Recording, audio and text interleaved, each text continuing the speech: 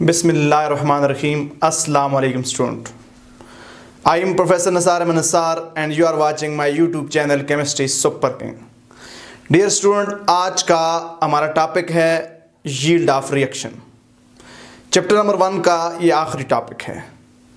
तो yield of reaction क्या होती है, सबसे पहले हम इसको डिफाइन करते हैं।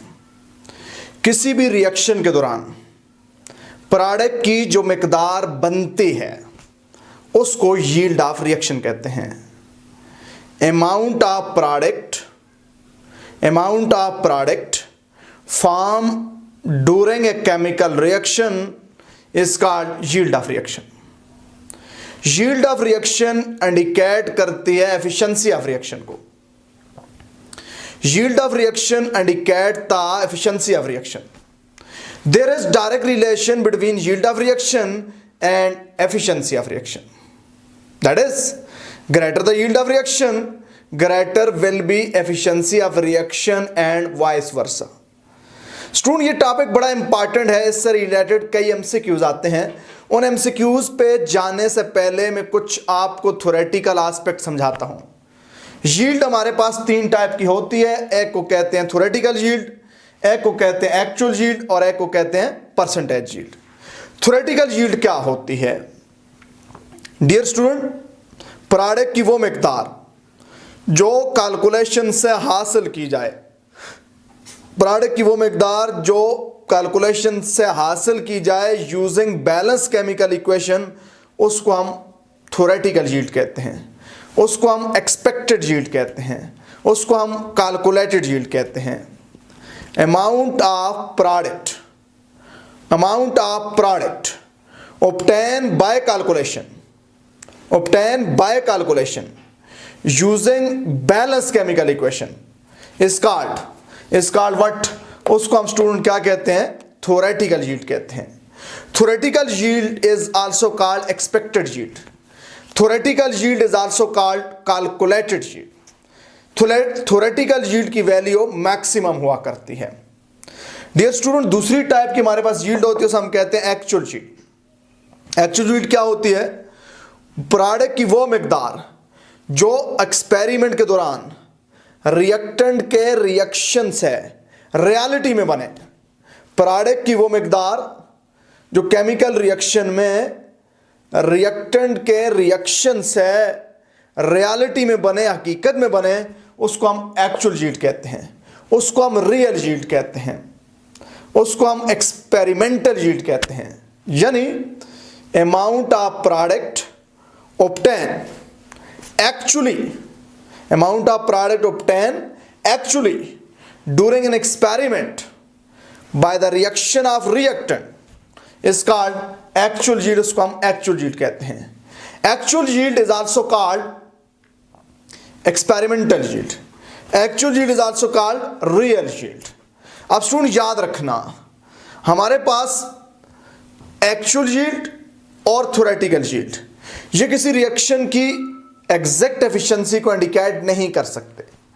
किसी रिएक्शन की एफिशिएंसी को बेटर रिप्रेजेंट किया जा सकता है बाय परसेंटेज यील्ड। अब स्टूडेंट, परसेंटेज यील्ड क्या होती है? परसेंटेज यील्ड को हम कैसे डिफाइन करते हैं? अगर स्टूडेंट हम क्या करें, याद रखना, थ्योरेटिकल यील्ड मैक्सिमम होती है, एक्चुअल यील्ड ज्यादा से ज्यादा थ्योरेटिकल यील्ड के बराबर हो सकती है। ये आइडियल केस होगा। थ्योरेटिकल यील्ड के 100 पार्ट कर लें, उसमें से कुछ पार्ट एक्चुअल यील्ड के होंगे, चूंकि एक्चुअल यील्ड आमतौर पे थ्योरेटिकल यील्ड से कम होती है। थ्योरेटिकल यील्ड के 100 पार्ट में एक्चुअल यील्ड के जितने पार्ट्स होते हैं उसको हम कहते हैं परसेंटेज यील्ड। यानी number of parts of actual yield present in 100 part of theoretical yield is called percentage yield. उसको स्टूडेंट परसेंटेज यील्ड कहते हैं। परसेंटेज यील्ड को कैलकुलेट किया जाता है, percentage yield is equal to actual yield divided by theoretical yield multiplied by 100। इस फार्मूले से हम परसेंटेज यील्ड को कैलकुलेट कर सकते हैं। डियर स्टूडेंट, यील्ड से रिलेटेड बहुत सारे एमसीक्यूज आते हैं। इन पे जाने से पहले अगर आपने मेरा चैनल सब्सक्राइब नहीं किया तो केमिस्ट्री सुपर किंग को सब्सक्राइब करें, दोस्तों के साथ शेयर करें, लाइक करें और साथ बेल के आइकन को भी प्रेस करें ताकि आपको आने वाले सेशन की वीडियो मिलती रहें। ईटा, एमकैट, ईकैट, नीट, IIT, ये सारा मैं अपने सेशन में डिस्कस करता हूं। इंशाल्लाह आपको बहुत कुछ सीखने का मौका मिलेगा। डियर स्टूडेंट, कमेंट सेक्शन के अंदर अपना फीडबैक लाजमी दिया करें। इस वीडियो को एंड तक देखें, इंशाल्लाह आप बहुत कुछ सीखेंगे। स्टूडेंट, यील्ड से रिलेटेड बहुत ही इंपॉर्टेंट MCQs डिस्कस करता हूं। हमारे पास MCQs है 0.4 mole of nitrogen react with 0.9 mole of hydrogen to form ammonia. What is the theoretical yield in gram? हमारा क्वेश्चन है 0.4 मोल नाइट्रोजन रिएक्ट करता है 0.9 मोल हाइड्रोजन के साथ और ये बनाता है अमोनिया। अमोनिया के मोल क्या होंगे, यानी थ्योरेटिकल यील्ड क्या होगी? अब स्टूडेंट, मैं आपको बहुत ही आसान ट्रिक समझाता हूं। इस तरह का जब MCQs आए, सबसे पहले बैलेंस केमिकल इक्वेशन लिखनी है। तो अमोनिया फॉर्मेशन की बैलेंस केमिकल इक्वेशन होगी nitrogen react with 3 mole of hydrogen to form 2 mole of ammonia. अब स्टूडेंट, इसको मैं आपके लिए बहुत ही शॉर्टकट तरीके से सॉल्व करूंगा। एक मैजिक नंबर मेथड है इस तरह की इक्वेशन कैलकुलेट करने का, सीखने की कोशिश करना। स्टूडेंट, मैं जो भी बैलेंस केमिकल इक्वेशन है उसके कोफिशिएंट के साथ x ऐड कर दूंगा। सबसे पहला स्टेप मैं लिखूंगा x nitrogen plus 3x hydrogen form 2x ammonia. अब मैं x की वैल्यू फाइंड करूंगा। x की वैल्यू क्या होगी स्टूडेंट? अब मेरे पास दो रिएक्टेंट हैं। जो रिएक्टेंट लिमिटिंग रिएक्टेंट हुआ उसके साथ जो x होगा, x की असल वैल्यू वो होगी। अब मैं क्या करूंगा, मैं x की वैल्यू फाइंड करूंगा। अब स्टूडेंट, x की वैल्यू कैसे फाइंड करते हैं? x की वैल्यू फाइंड करते हैं, x बराबर होता है given mole divided by stoichiometric coefficient. अब इसके लिए मैं x निकालूंगा, x इक्वल टू नाइट्रोजन के गिवन मोल दिए हुए हैं 0.4 divided by 1 mole equal to 0.4। अब मैं क्या करूंगा, x की वैल्यू निकालूंगा हाइड्रोजन के लिए, x equal to mole of hydrogen दिए हुए हैं 0.9 डिवाइडेड बाय स्टोइचियोमेट्रिक कोफिशिएंट ये वाला 3 इक्वल टू 0.3। अब जहां पे x की वैल्यू कम आएगी वो x की असल वैल्यू होगी और मेरे पास वो x की स्टूडेंट असल वैल्यू होगी और मेरे पास क्या होगा, मेरे पास वो वाला रिएक्टेंट लिमिटिंग रिएक्टेंट होगा। अब जरा गौर करना, मेरे पास हाइड्रोजन है, हाइड्रोजन के लिए x की वैल्यू क्या आती है? हाइड्रोजन के लिए x की वैल्यू 0.3 आती है, नाइट्रोजन के लिए 0.4 आती है। तो hydrogen is our limiting reactant. तो स्टूडेंट, x की असल वैल्यू क्या है? 0.3 है। अब देखें अमोनिया के कितने मोल बनेंगे, मैं यहां पे लगाऊंगा x की वैल्यू, वो मेरे पास आंसर आ जाएगा 2 into x। x की असल वैल्यू 0.3 है स्टूडेंट, मेरे पास आंसर आ जाएगा 0.6। तो अमोनिया के जो मोल असल में बनेंगे वो 0.6 बनेंगे। ऑप्शन पे आऊंगा स्टूडेंट में 0.4, 0.6, 0.8। बहुत ही आसान ट्रिक। इसी तरह की रिलेटेड ट्रिक में एक और पे बात करता हूं, फिर समझ लेना स्टूडेंट। जब भी आपको मोल देकर मोल पूछे जाएं, आपने बैलेंस केमिकल इक्वेशन लिखनी है। इक्वेशन के जो भी कोफिशिएंट है उसके साथ x लिख देना है। अब हर रिएक्टेंट के लिए x की वैल्यू मालूम करना। x की वैल्यू होती है गिवन मोल, जो इक्वेशन जो आपको क्वेश्चन में दिए हुए हैं, डिवाइडेड बाय स्टोइचियोमेट्रिक कोफिशिएंट। फिर दूसरे रिएक्टेंट के गिवन मोल डिवाइडेड बाय उसके स्टोइचियोमेट्रिक कोफिशिएंट। जिसके लिए x की वैल्यू कम आ जाए वो लिमिटिंग रिएक्टेंट होगा और वो x की वैल्यू असल वैल्यू होगी। अब x की वैल्यू जो रिएक्शन में x है, मैजिक नंबर है, वो लिमिटिंग रिएक्टेंट की x वाली वैल्यू होगी। तो उसको आप यहां पे मल्टीप्लाई कर दें, आपका आंसर आ जाएगा। अब देखिए स्टूडेंट, इस रिएक्शन में असल में x की वैल्यू कितनी है? असल में x की वैल्यू 0.3 है, यानी नाइट्रोजन के 0.3 मोल कंज्यूम होंगे। नाइट्रोजन के 0.3 मोल कंज्यूम होंगे। टोटल कितने थे? 0.4। कितने बच के स्टूडेंट? 0.1। अगर आपसे ये पूछा जाए एक्सेस रिएक्टेंट के कितने मोल बचे हैं, तो याद रखना x की असल वैल्यू फाइंड कर गए, यहां पे लगा देना 0.3। तो 0.3 नाइट्रोजन के मोल यूज होंगे, टोटल थे 0.4। तो स्टूडेंट 0.1 इसके एक्स्ट्रा बच गए। अब इसी तरह इसी मैजिक नंबर अप्रोच को मैथ्स पे भी आप लगा सकते हैं। आपको एक और एमसीक्यूज सॉल्व कराता हूं। स्टूडेंट मेरे पास एमसीक्यूज है 5.6 gram of nitrogen react with 0.6 gram of hydrogen to form ammonia, theoretical yield in gram will be. अब वही वाला एमसीक्यूज ग्राम के हिसाब से दिया हुआ है, तो स्टूडेंट क्या करना, एग्जैक्टली वही काम करना। सबसे पहला काम क्या कर लेना, सबसे पहला काम आप बैलेंस केमिकल इक्वेशन लिख देना, nitrogen react with 3 hydrogen to form 2 ammonia.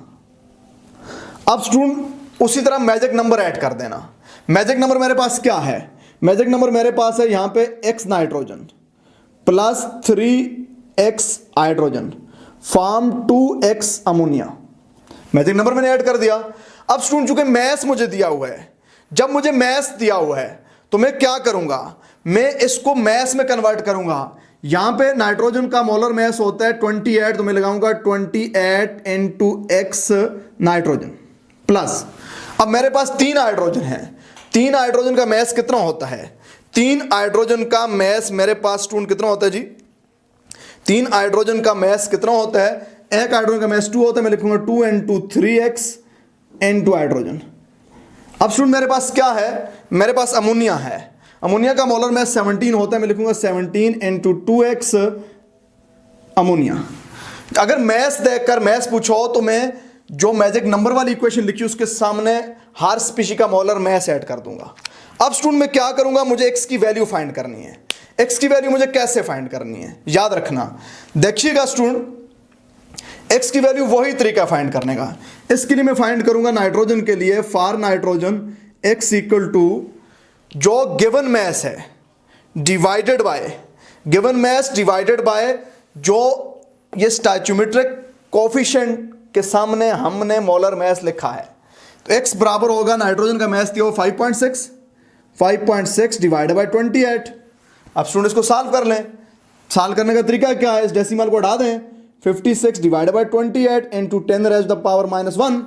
मैंने क्या किया है, मैंने इस डेसिमल को राइट शिफ्ट किया, पावर एक माइनस होगी, तो ये x आ जाएगा 2 into 10 to the power -1 equal to 0.2। हमारे पास x की वैल्यू आ गई 0.2 आ गई स्टूडेंट, x की हमारे पास वैल्यू आ गई। देखें इस डेसिमल को मैंने जब यहाँ पे शिफ्ट किया तो एक पावर माइनस होगी, तो 5.6 को 28 से मैंने सॉल्व किया स्टूडेंट, तो मेरा आंसर क्या बना, मेरा आंसर बना 2। उसको मैंने दोबारा से 10⁻10 के साथ रीड किया तो 0.2 बन गया ग्राम। अब मैं इसी तरह इसके लिए लगाऊंगा, इसके लिए मैंने किस तरह लगाऊंगा स्टूडेंट, जरा देखिएगा स्टूडेंट। अब देखें इसको यहां पे मल्टीप्लाई करूंगा, तो मेरे पास गिवन क्या है 0.6 फॉर हाइड्रोजन। स्टूडेंट मुझे गिवन ग्राम है 0.6, x होगा given gram 0.6 divided by what, divided by इस सब को मल्टीप्लाई करूंगा, डिवाइडेड बाय ये वाला जो बनेगा 2 into 3 6 इक्वल टू 0.1। अब क्या हुआ, हाइड्रोजन के लिए मैस कम आ गया है, तो x की जो वैल्यू होगी जिसके साथ कम आएगी वो असल वैल्यू होगी। तो x की स्टूडेंट मेरे पास वैल्यू होगी 0.1, x की मेरे पास वैल्यू होगी 0.1। अब स्टूडेंट मेरे पास मसला आसान हो गया, x की वैल्यू मैं फाइंड कर चुका हूं। अब x की वैल्यू जब मैं फाइंड कर चुका हूं, अब मुझे क्या करना है, यहां पे x की वैल्यू फाइंड करनी है, यहां पे x की वैल्यू डालनी है। तो मैं कैसे डालूंगा, देखें student 17 into 2 into 0.1, 0.1 multiply 2.2, 17 into 0.2, 17 into 0.2 जब मैं सॉल्व करूंगा स्टूडेंट मेरे पास क्या बनेगा। अब देखें फिर वही कर लें, 17 into जब हम करते हैं 17 into 0.2 को मल्टीप्लाई करते हैं तो ये मेरे पास बनता है 3.4। तो अमोनिया कितने ग्राम बनी, 3.4 ग्राम बनी, 3.4 ग्राम हमारे पास अमोनिया बनी। तो स्टूडेंट ये स्टोइचियोमेट्रिक कैलकुलेशन की शॉर्ट ट्रिक्स होती हैं, ये स्टोइचियोमेट्रिक कैलकुलेशन की बहुत ही आसान ट्रिक होती है, ऐसा कहते हैं मैजिक नंबर अप्रोच। इस पे थोड़ी सी प्रैक्टिस करें, अभी आपको और एमसीक्यूज भी मैं सॉल्व कराऊंगा।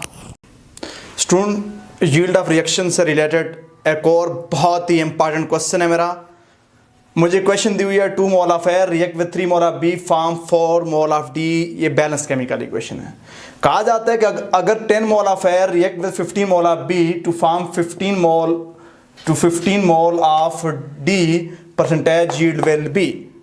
यानी हमें कहा गया है कि 10 मोल ए के 18 मोल बी के मिलते हैं, प्रैक्टिकली 15 मोल डी के बनते हैं। आप परसेंटेज यील्ड बता दो। हमें एक्चुअल यील्ड दी हुई है, हमें यहाँ पे पहले मालूम करनी है थ्योरेटिकल यील्ड, फिर उस थ्योरेटिकल यील्ड और एक्चुअल यील्ड को यूज करके हमने फाइंड करनी है क्या, परसेंटेज यील्ड। तो स्टूडेंट मैजिक नंबर अप्रोच जो मैंने आपके लिए एक ट्रैक डिजाइन किया उसके मुताबिक जाएंगे। सबसे पहले बैलेंस केमिकल इक्वेशन हम लिखेंगे, 2 mole of air react with 3 mole of B form 4 mole of D. क्या करना स्टूडेंट, एक्स इंट्रोड्यूस कर देना, 2xa plus 3xb form 4xd, ये आपने इंट्रोड्यूस कर दिया। अब आपने x की एक्चुअल वैल्यू मालूम करनी है, यानी लिमिटिंग रिएक्टेंट कौन सा है। x की वैल्यू फाइंड करने का तरीका क्या होता है, x बराबर होता है given mole divided by stoichiometric coefficient. तो गिवन मोल a के कितने हैं, 10 हैं, स्टोइचियोमेट्रिक कोफिशिएंट 2 है, तो क्या आंसर है स्टूडेंट 5 फॉर a के लिए x की वैल्यू आई 5, for b x equal to given mole 18, given mole 18, stoichiometric coefficient 3, answer आ गया 6। तो स्टूडेंट यहां से हमें पता चलेगा कौन सा लिमिटिंग रिएक्टेंट है। जिसके लिए x की वैल्यू कम आई वो लिमिटिंग रिएक्टेंट है, as our limiting reactant. x की असल वैल्यू वो होगी जो a वाली है। तो स्टूडेंट हम जवाब तक पहुंच गए हैं। अब देखें a के कितने मोल यूज होंगे student, 2 into x 2 into 5 10, a के 10 मोल यूज होंगे। b के x की असल वैल्यू लिमिटिंग रिएक्टेंट वाली है, x की वैल्यू अब 5 है, b के 15 मोल यूज होंगे, a के 10 मोल प्लस 15 मोल ऑफ b। अब यहां पे जब लगाएंगे तो 20 मोल d के बनेंगे। x की वैल्यू हमने निकाल दी, x की वैल्यू निकाल के हमने अप्लाई कर दी, d के 18 में से 3 मोल बच गए। अब सुन कितनी आसान बात है, सबसे पहले आप x फाइंड कर दें। x कैसे फाइंड करते हैं, हर रिएक्टेंट का given mole divided by stoichiometric coefficient. जिस रिएक्टेंट के लिए x की वैल्यू कम आई वो असल में x की वैल्यू होगी, वो इक्वेशन में पुट करके आप फाइंड कर सकते हैं। अब d के कितने मोल बने, 20, ये कैलकुलेशन से बने हैं, ये थ्योरेटिकल यील्ड है। तो थ्योरेटिकल यील्ड 20, एक्चुअल यील्ड दी हुई है 15। तो स्टूडेंट परसेंटेज यील्ड क्या होगी, actual yield divided by theoretical yield multiplied by 100। Percentage yield बराबर हो जाएगी, एक्चुअल यील्ड दी हुई है 15, theoretical yield 20 multiplied by 100।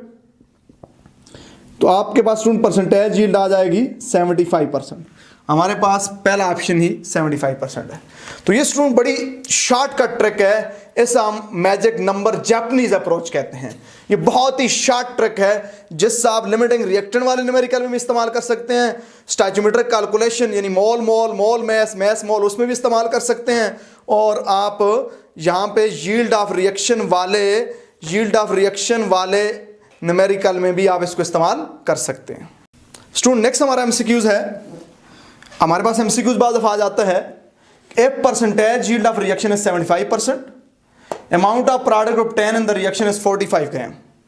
Percentage yield 75% है, रिएक्शन के दौरान जो प्रोडक्ट असल में हासिल हुआ 45 ग्राम है। What will be theoretical yield of reaction. Student बड़ी आसान बात है, देखें वही फार्मूला लगेगा, percentage yield equal to actual yield divided by theoretical yield multiplied by 100। Percentage yield दी हुई है 75, एक्चुअल यील्ड हमें दी हुई है कितनी जी 45, थ्योरेटिकल यील्ड फाइंड करनी है मल्टीप्लाइड बाय 100। अब स्टूडेंट ये इधर क्या है, डिवाइड इधर का मल्टीप्लाई हो जाएगा, ये इधर मल्टीप्लाई इधर का डिवाइड हो जाएगा। Theoretical yield equal to 45 divided by 75 multiplied by 100। वैसे ऐसे सॉल्व करेंगे। अब स्टूडेंट देखें, ये मैं 25 से अगर इसे डिवाइड करूं 3 बनेगा, ये 4 बनेगा, इसको इसके साथ सिंप्लीफाई करूंगा 15 बनेगा। थ्योरेटिकल यील्ड इक्वल टू 60 ग्राम। बहुत ही आसान ऑप्शन हमारा सी ऑप्शन हमारा क्या बन जाएगा, करेक्ट ऑप्शन बन जाएगा। तो स्टूडेंट इससे रिलेटेड एक 2 एमसीक्यूज और बात करके फिर बाद में खत्म करता हूं। स्टूडेंट बहुत ही इंपॉर्टेंट एमसीक्यूज है। 4 aluminium react with 3 oxygen form 2 aluminium oxide. Balance chemical equation दी हुई है, कहा गया if percentage yield of reaction is 25%, what will be the amount of product form actually if 10.8 gram of aluminium are used for this reaction. यानी आपको कहा गया है कि 10.8 ग्राम अगर हम यूज करें एल्युमिनियम के, 25% इस रिएक्शन की परसेंटेज यील्ड है, तो एक्चुअल प्रोडक्ट बता दें। तो स्टूडेंट क्या करना, सबसे पहले हमने मालूम करनी है थ्योरेटिकल यील्ड। थ्योरेटिकल यील्ड कैसे मालूम करेंगे? थ्योरेटिकल यील्ड मालूम करने के लिए हमें एल्युमिनियम की मिकदार दी हुई है। स्टूडेंट याद रखना, एल्युमिनियम की मिकदार हमें दी हुई है और ऑक्सीजन एक्सेस में है। तो हमें सबसे पहले मालूम करना है प्रोडक्ट की मिकदार बैलेंस केमिकल इक्वेशन को यूज करते हुए, बैलेंस केमिकल इक्वेशन को यूज करते हुए जो हमारे पास आएगी थ्योरेटिकल यील्ड। अब हम वही अप्रोच इस्तेमाल करेंगे। देखें स्टूडेंट, मेरे पास क्या है, फॉर एल्युमिनियम, मैं पहले लिखूंगा for aluminium plus 3 oxygen form 2 aluminium oxide. अब इसमें मैं ट्रिक लगाऊंगा। ट्रिक स्टूडेंट में कैसे लगाऊंगा? ट्रिक बड़ी आसान है। ट्रिक में ऐसे लगाऊंगा कि सबसे पहले मुझे फाइंड करना है कि कितना प्रोडक्ट बनेगा। अब देखिए मैं लिखूंगा 27 मोलर मास होता है into 4x aluminium plus oxygen का मोलर मास 32 होता है, तो मैं लिखूंगा 32 into 3x oxygen. Student aluminium oxide का जब मैं मोलर मास निकालता हूं तो ये मेरे पास बनता है 2 एल्युमिनियम है 54, 3 ऑक्सीजन है 48, दोनों को जमा करें 102, तो मैं लिखूंगा 102 इनटू 2x एल्युमिनियम ऑक्साइड। सबसे पहले मैं ये लिख दूंगा। अब स्टूडेंट मैंने x की वैल्यू फाइंड करनी है। x की वैल्यू कैसे फाइंड करनी है? x मेरे पास बराबर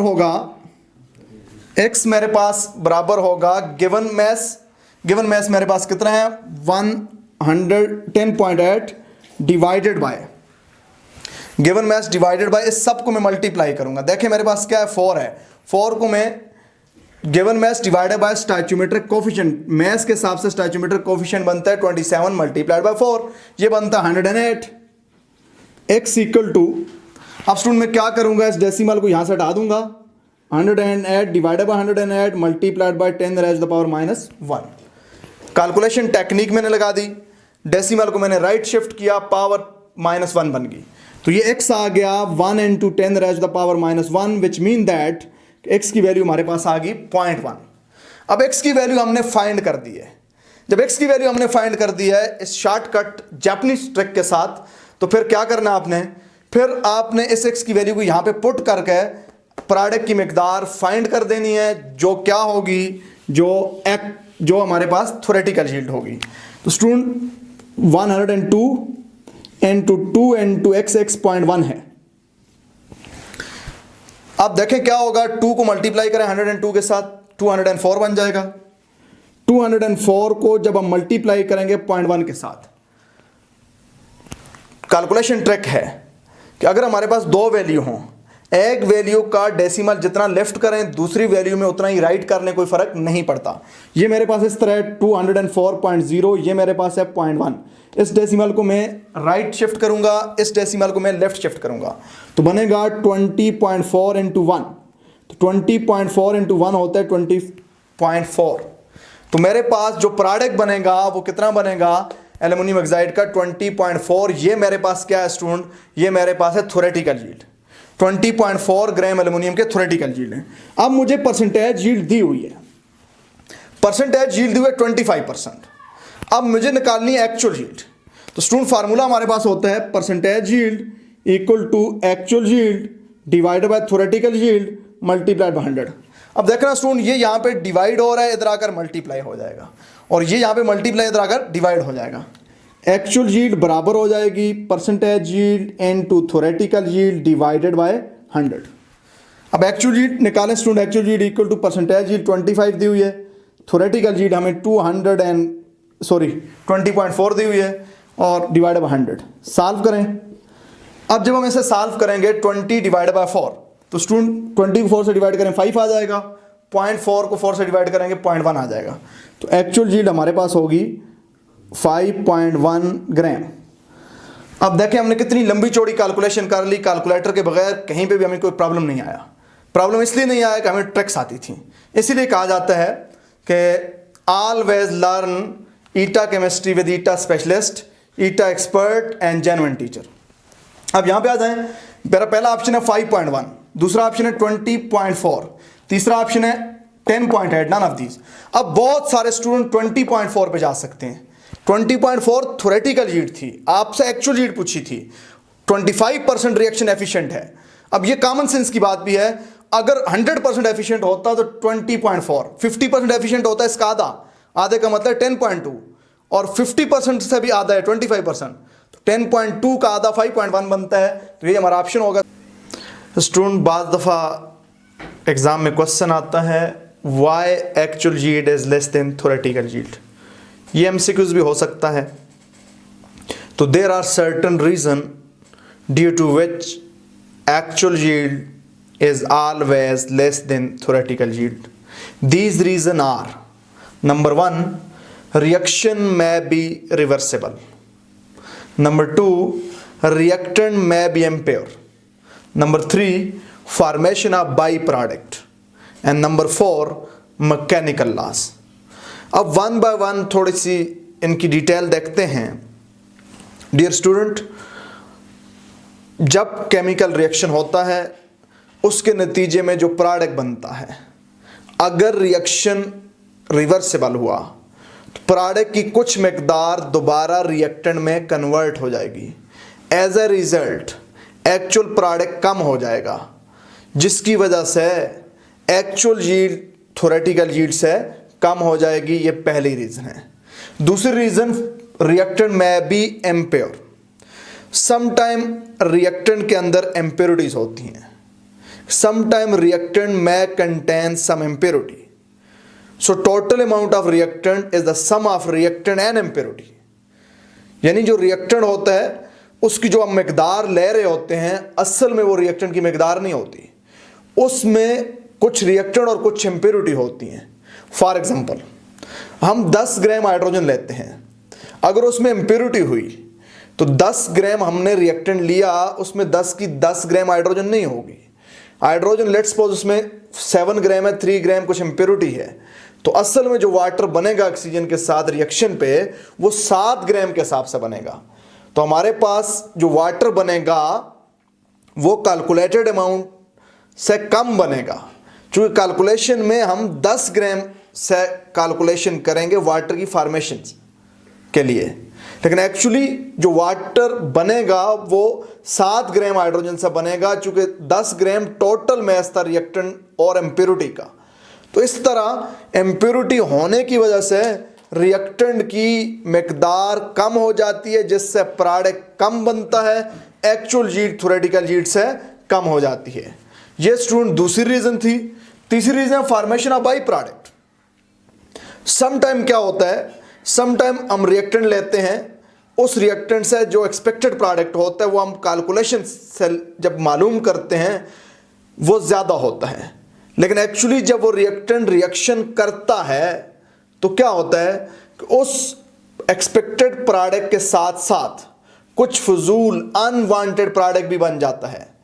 अनवांटेड प्रोडक्ट को बाई प्रोडक्ट या पैरेलल प्रोडक्ट कहते हैं या साइड प्रोडक्ट कहते हैं। अब पैरेलल प्रोडक्ट, साइड प्रोडक्ट या बाई प्रोडक्ट फॉर्मेशन में कुछ रिएक्टेंट कंज्यूम होगा।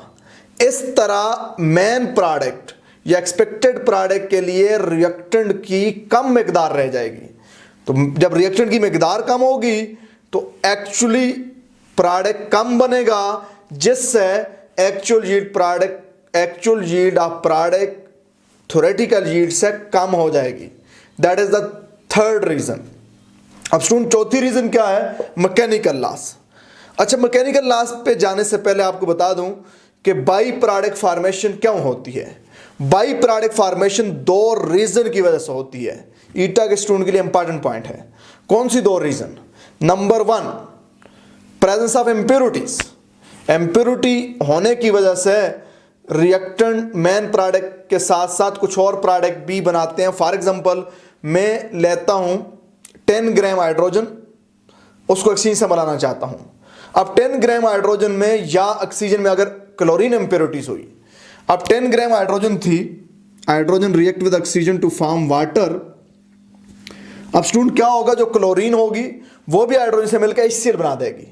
इस तरह हाइड्रोजन के 10 ग्राम से वाटर नहीं बनेगा, कुछ हाइड्रोजन की मकदार क्लोरीन से रिएक्शन करके HCl बना देगी, जो एक्सपेक्टेड प्रोडक्ट नहीं है, जो अनवांटेड प्रोडक्ट है। तो इस तरह असल प्रोडक्ट के लिए रिएक्टेंट की मकदार कम हो जाएगी, असल प्रोडक्ट कम बनेगा, एक्चुअल यील्ड थ्योरेटिकल यील्ड से कम हो जाएगी। तो फॉर्मेशन ऑफ बाई प्रोडक्ट की पहली रीजन है presence of impurity in reactant, दूसरी रीजन है change in the condition for the reaction. Reaction की कंडीशन में चेंज होने से भी बाज दफा अनवांटेड प्रोडक्ट बन जाता है। फॉर एग्जांपल, नॉर्मली हाइड्रोजन और ऑक्सीजन को जब हम मिलाते हैं तो वाटर बनता है, लेकिन सम टाइम रिएक्शन कंडीशन में चेंज आने की वजह से, कैटालिस्ट, टेम्परेचर, प्रेशर चेंज होने की वजह से वाटर के साथ साथ हाइड्रोजन और ऑक्सीजन मिलकर H2O2 यानी हाइड्रोजन परऑक्साइड भी बना देते हैं। अब कुछ रिएक्टेंट हाइड्रोजन परऑक्साइड की फॉर्मेशन में कंज्यूम हो जाएंगे। असल में वाटर जितना कैलकुलेशन से बनना चाहिए था, रिएक्टेंट की कैलकुलेशन से बनना चाहिए था, असल में वाटर कम बनेगा। इस तरह एक्चुअल यील्ड थ्योरेटिकल यील्ड से स्टूडेंट क्या हो जाएगी, कम हो जाएगी। याद रखिएगा, एक्चुअल यील्ड जब थ्योरेटिकल यील्ड के बराबर हो जाएगी तो उस वक्त ये आइडियल केस होगा, रिएक्शन की एफिशिएंसी 100% होगी। एक मरतबा फिर ये क्या होता है, MCQs होता है।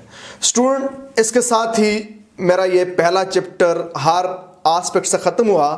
अब स्टूडेंट मैं एक और सीरीज शुरू करने वाला हूँ जो ईटा प्रीवियस पेपर के MCQs होंगे। हर वीडियो में 10 MCQs में डिस्कस करूँगा। मैं जो 2019 से नीचे की तरफ आऊँगा, पहले 2019, 18, 17 इस तरह नीचे की तरफ आते जाऊँगा। तो वो इस चैप्टर के जितने भी MCQs आज तक ईटा में आ चुके हैं वो हम डिस्कस करेंगे और हम डिस्कस करेंगे उसको। और फिर दूसरा चैप्टर इसी तरह तरतीब से जाएगा, तीसरा जाएगा, और यही हमारा पैटर्न रहेगा। प्ले लिस्ट में ये जो हमारी ईटा सीरीज 1 है, प्ले लिस्ट में ये MCQs के लिए ईटा प्रीवियस पेपर के नाम पे प्ले लिस्ट होगी, वहाँ पे आप जाके इसकी वीडियो देख सकते हैं। Thank you very much.